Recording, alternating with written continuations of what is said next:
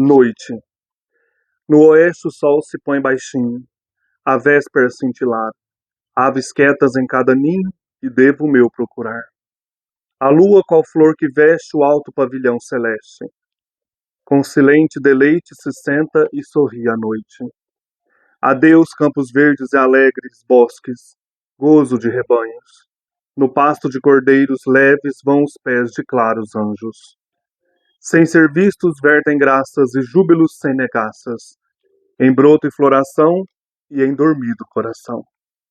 Olham em ninho irrefletido, onde as aves têm quentura. Visitam das feras o abrigo para que fiquem seguras. Se notam alguém chorando em vez de estar repousando, vertem sono em sua cabeça e a vigília então começa. Lobo e tigre e presa a uivar, e eles se apiedam aos prantos, buscando sua sede aplacar e os afastar dos rebanhos. Mas se atacam arrepiantes, os anjos, bem vigilantes, recebem cada alma mansa, novos mundos por herança. E os olhos do leão rubentes vão jorrar lágrimas de ouro, e apiedado dos ais carentes, e no aprisco de um lado a outro, dirá, ira por sua humildade e por sua saúde, enfermidade se afastam afinal do nosso dia imortal.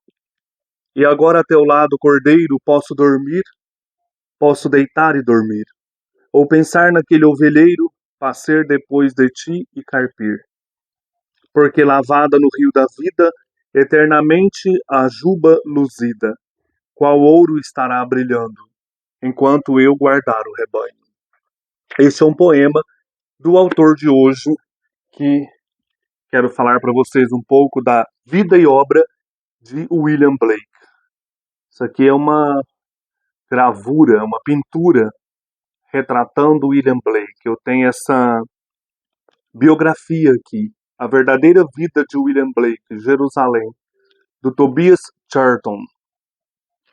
E tem esta obra, Visões, poesia completa do William Blake, organizada, traduzida por José Antônio Arantes. A Verdadeira Vida do William Blake tem tradução do Jefferson Rosado, é da Madras, essa biografia. Essa aqui é da Iluminuras, poesia completa. Então nós temos aqui, olha, Canções de Inocência, Canções de Experiência, O Matrimônio do Céu e do Inferno, está aqui dentro desse livro. O livro de Tell, Visões das Filhas de Albion, América, uma Profecia, Europa, uma Profecia, A Canção de Los, o livro de Urizen, o livro de Ania, o livro de Los, Notas e etc. Né? Interessante aqui a poesia completa deste grande autor iluminado, vamos dizer assim, né? Inglês. Ele nasce então em Londres, no dia 28 de novembro de 1757. Ele foi poeta, foi pintor e também tipógrafo inglês. Nesta obra aqui, gente, a Divina Comédia do Marco Lucchesi, 9 cartas sobre a Divina Comédia, nós temos várias imagens do William Blake, várias aquarelas. Aqui, por exemplo, a aquarela do dragão vermelho e depois uma outra aquarela do inferno. Aqui, ó. Vocês já devem ter visto várias aquarelas, obras do William Blake. Aqui tem várias, ó. Tem uma ideia de que ele era pintor, gravador e também tipógrafo. Deixa eu ver se tem mais aqui. Aqui essas duas que eu queria mostrar para vocês terem uma ideia da parte artística, né, vamos dizer assim, a pintura do William Blake. Então ele, em grande parte, não foi reconhecido durante a sua vida. Ele teve que trabalhar muito e lutar para o reconhecimento, né?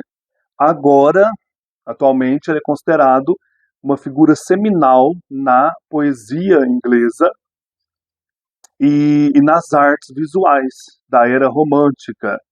Então, ele nasce em 1757, em Londres, e também morre em Londres no dia 12 de agosto de 1827. O que ele chamou de suas obras proféticas foi dito pelo crítico do século XX, Northrop Frye, como o que é, em proporção aos seus méritos, o corpo de poesia menos lido da literatura inglesa.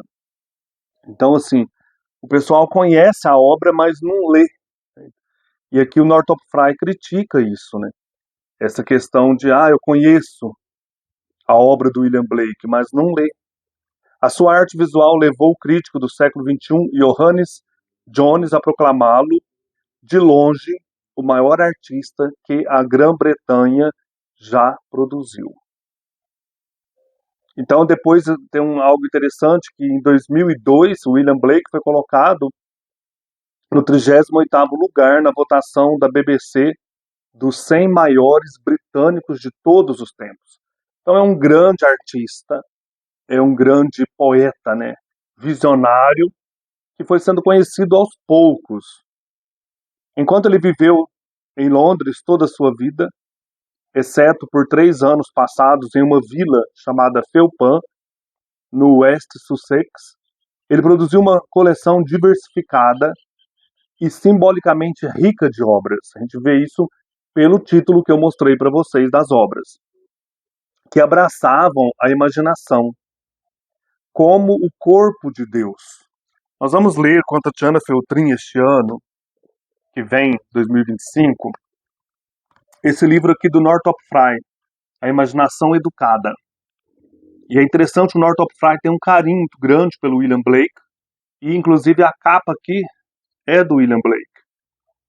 William Blake via a imaginação como o corpo divino, ou a própria existência humana, a imaginação, né, esse deixar-se guiar pela luz divina. Então ele tinha visões, inclusive é o título, né, da obra aqui. É um poeta bem diferente mesmo daquilo que a gente conhece. A poesia como uma visão do divino.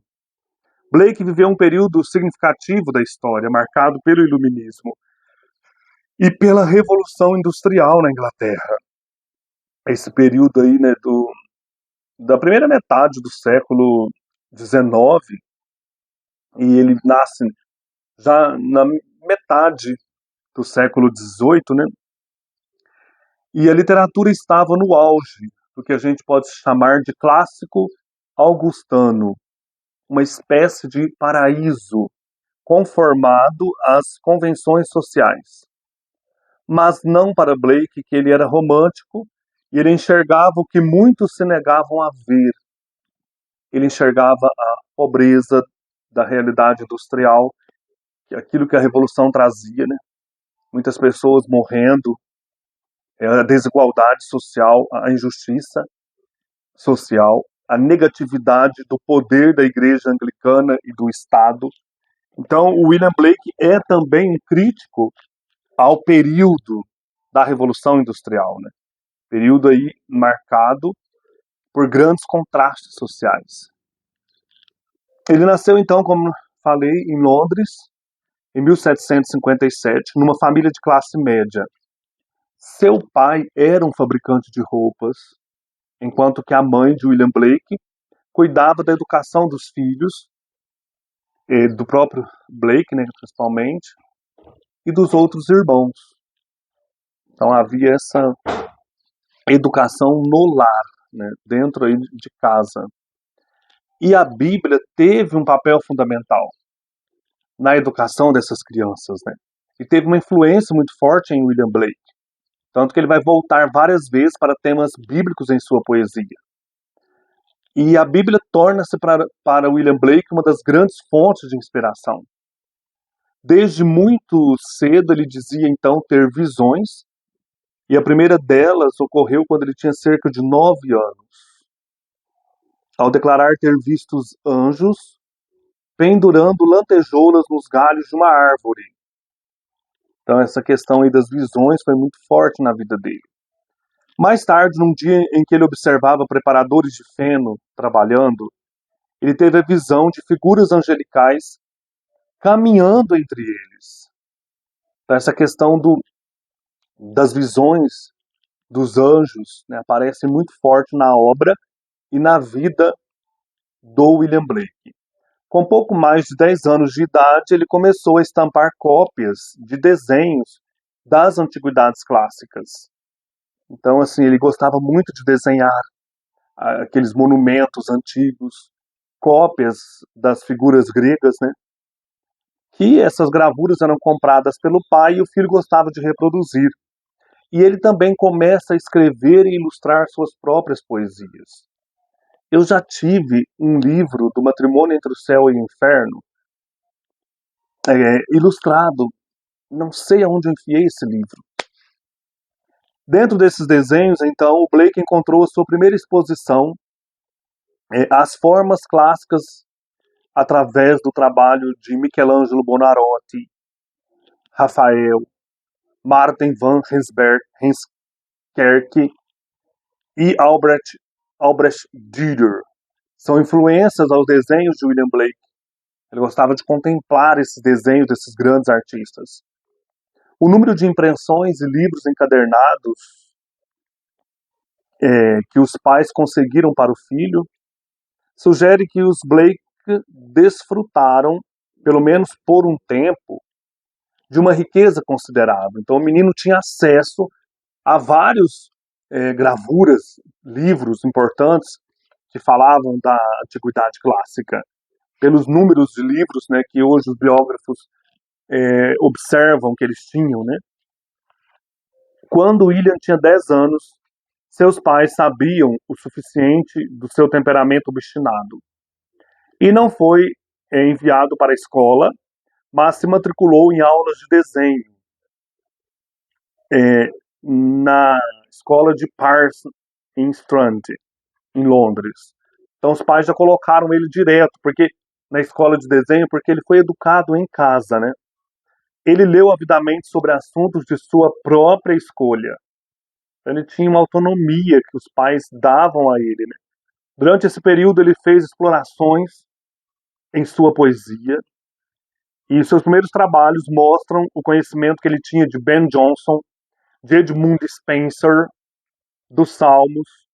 Ele estava sempre em busca, né? Sempre enriquecendo a sua vida intelectual, a sua vida espiritual também, né? É um autor que, desde menino, né, se embrenhou no desenho, na gravura, na poesia. Tudo isso fazia parte da vida intensa do William Blake, né, da imaginação do William Blake. Ele tornou-se um grande aprendiz de um famoso estampador da época. Em 1772, Blake começa a participar das aulas do James Bazir, ou Bazar. E esse aprendizado de gravuras, de estampar gravuras, que se estendeu até os 21 anos, fez de Blake um profissional na arte. Como eu mostrei aqui alguns desenhos dele, né? Segundo seus biógrafos, a sua relação com o James Bazir era uma relação tranquila, harmoniosa, em que ele aprende, né, a importância da estampa, e principalmente temas bíblicos. Durante os trabalhos realizados nessa época do aprendizado com James Bazir, destaca-se a estampagem de imagens de igrejas góticas londrinas, algo que fascinava também William Blake, particularmente da igreja de Westminster Abbey, onde o próprio Blake floresceu. Então ele estava atento, né, à arquitetura gótica, às igrejas, e a imaginação dele, né, para criar essas estampas incríveis. Deixa eu ver se eu acho mais uma aqui. Eu acho que não eram só aquelas duas. Mas dá pra gente perceber, né, como que William Blake aqui, né, trabalha as imagens. O Dante fugindo das feras, não é isso? E encontra a Beatriz. Então ele aprende essa estamparia de maneira intensa. Para o William Blake, gente, tudo é oportunidade de aprendizado, né? De crescimento. Então, desde criança, né, ele tem essa imaginação muito forte. Depois ele vai, em 1779, para a Real Academia Inglesa. E ele começa os seus estudos nesta respeitada instituição londrina, Academia Real Inglesa. A sua bolsa de estudos não permitia, ou a bolsa de estudos permitia que ele não pagasse as aulas. E o material requerido, né, nesses 6 anos de estudo, deveria ser providenciado pelo aluno. E ele era muito entusiasmado, né? Ele tinha condições de ter esse material, e ali, nesse período em que ele passa nessa escola, ele desenvolveu o seu caráter e as suas ideias artísticas se firmaram.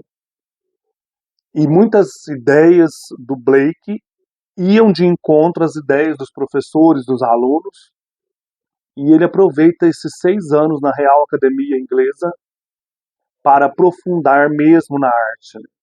Então ele se torna um grande artista. Em 1782, o Blake conheceu Catherine Boucher, 1782. Quando ele estava recuperando de um relacionamento que culminou em uma recusa de casamento. Então ele contou a história desse desgosto para a Catarina, e depois do que ele perguntou a ela, né? Você tem pena de mim? Quando ela respondeu afirmativamente, ele declarou: então eu te amo. E aí começou esse relacionamento com essa moça, né?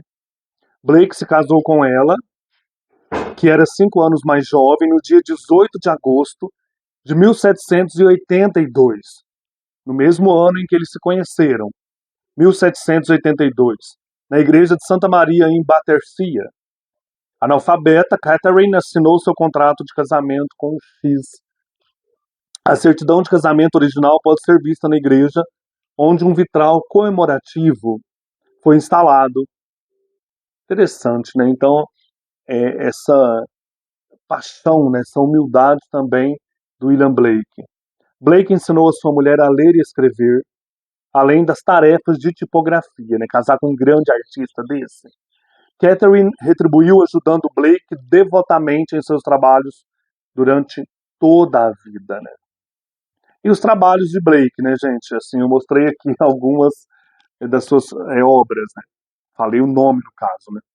Blake escreveu e ilustrou mais de 20 livros, incluindo o livro de Jó, da Bíblia, a Divina Comédia, do Dante Alighieri, trabalho que foi interrompido pela sua morte, além de títulos de grandes artistas britânicos da época. Então ele se debruça sobre grandes obras e artistas também contemporâneos. Muitos de seus trabalhos foram marcados pelos seus ideais libertários, principalmente os poemas aí, Canções de Inocência e da Experiência. Canções da Inocência e da Experiência, que estão aqui, ó. Aqui, nessas canções, nós temos uma espécie aí de ideal, né, de símbolo das ideias libertárias do Blake. Ele apontava também a igreja e a alta sociedade nessas obras como exploradores dos fracos, dos humildes, né? No primeiro volume de poemas, Canções da Inocência, que é de 1789, aparecem já traços de misticismo.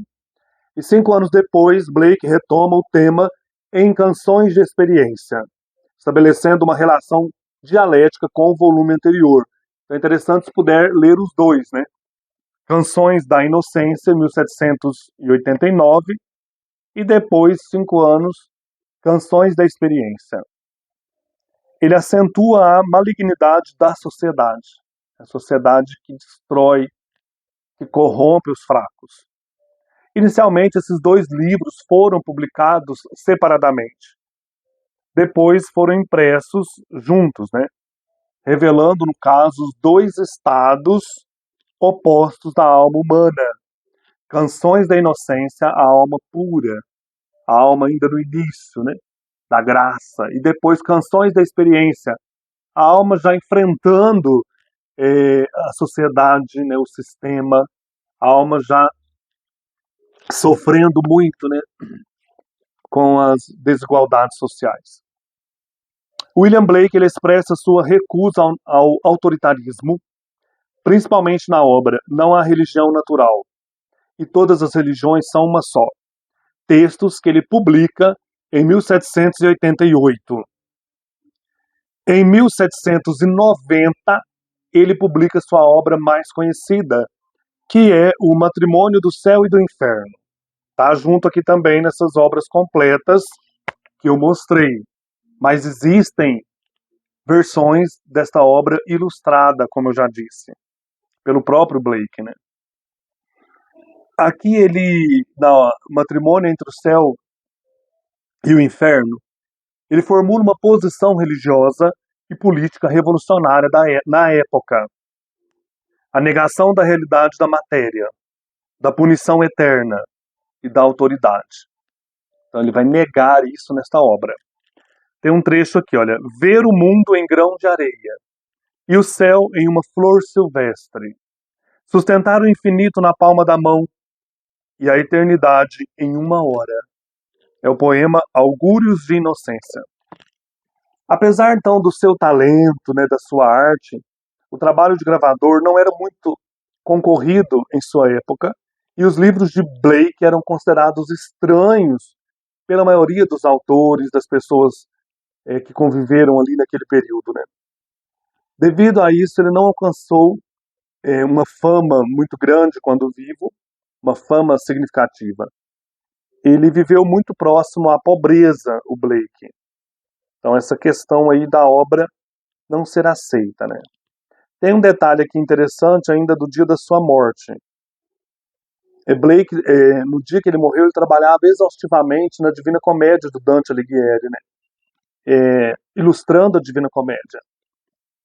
E apesar da péssima condição física, que culminaria no seu fim, ele não deixava de trabalhar. A Divina Comédia sempre foi uma inspiração para o Blake. No seu funeral, bastante humilde o funeral, as despesas foram pagas pelo responsável das ilustrações do livro. E apesar da sua situação financeira bastante precária, Blake morreu sem dívidas. Hoje ele é reconhecido como um santo pela Igreja Gnóstica Católica. E o prêmio Blake para a Arte Sacra ele é entregue anualmente na Austrália em sua homenagem. Aqui tem o túmulo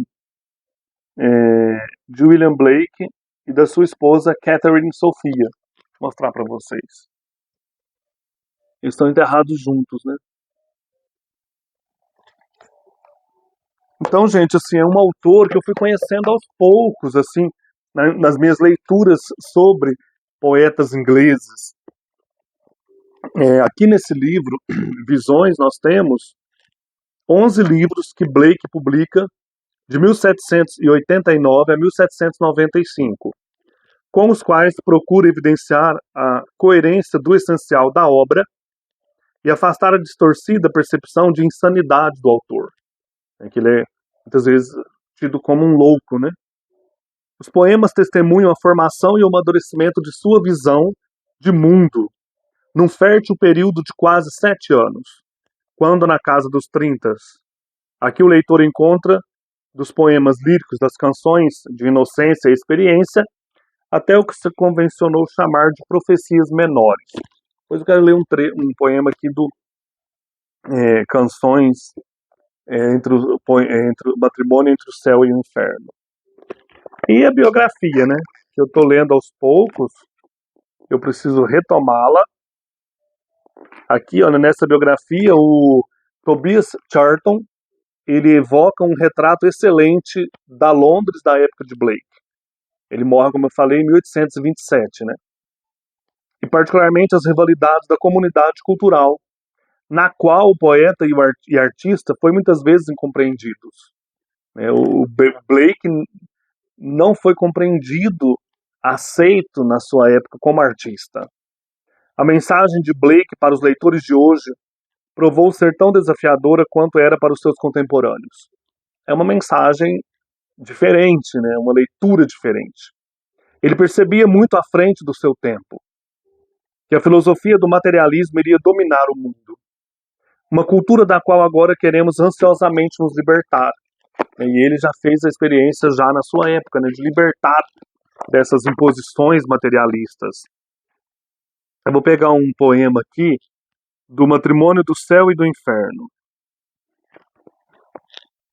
E é assim, um livro muito